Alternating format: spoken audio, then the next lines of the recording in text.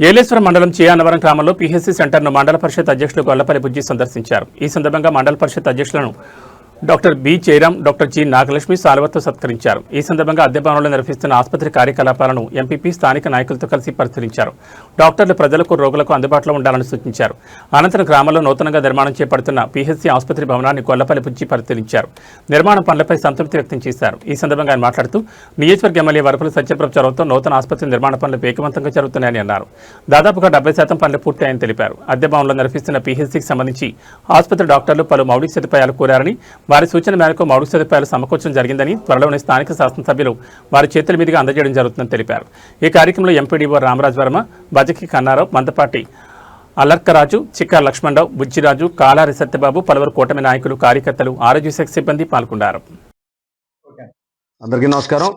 మరి ఈరోజు జడ్డింగనవరం పిహెచ్సి భవన నిర్మాణ పనులు పరిశీలించడానికి రావడం జరిగింది.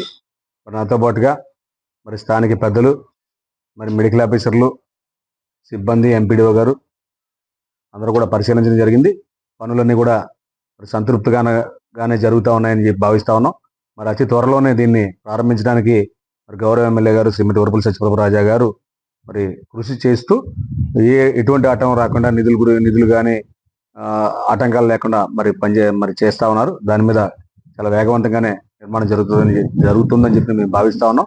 మరి దీనిలో భాగంగానే ఇక్కడ టెంపరీగా ఒక పిహెచ్సిని మరి బిల్డింగ్ తీసుకోవడం జరిగింది. మరి దానికి స్థానిక పెద్దలు రాజు గారు, కన్నారావు గారు వీళ్ళంతా కూడా మరి అద్దె వెచ్చించి దాంట్లో ఈ జడ్డింగనవరం పిహెచ్సికి సంబంధించి 12 గ్రామాల పరిధిలో ఉన్న గ్రామాలన్నిటికి సంబంధించిన ఏదేని మీటింగ్స్ కానీ లేకపోతే ఆపరేషన్స్ కానీ ఏం చేయాలన్నా సరే మరి అడ్మినిస్ట్రేషన్ అంతా కూడా ఈ పిహెచ్సి టెంపరీ పిహెచ్సి నుంచి జరుగుతూ ఉంది. మరి దానికి కూడా మరి సిబ్బంది అంతా కూడా మాకు కొన్ని అవసరాలు ఉన్నాయి. అవసరాలని కూడా అత్యవసరం అని చెప్పడం జరిగింది. మొన్ననే మరి గౌరవ ఎమ్మెల్యే గారి సూచనలతో మండల ప్రజాపరిషత్ నుంచి కూడా కొంత గ్రాంట్ కూడా కేటాయించడం జరిగింది.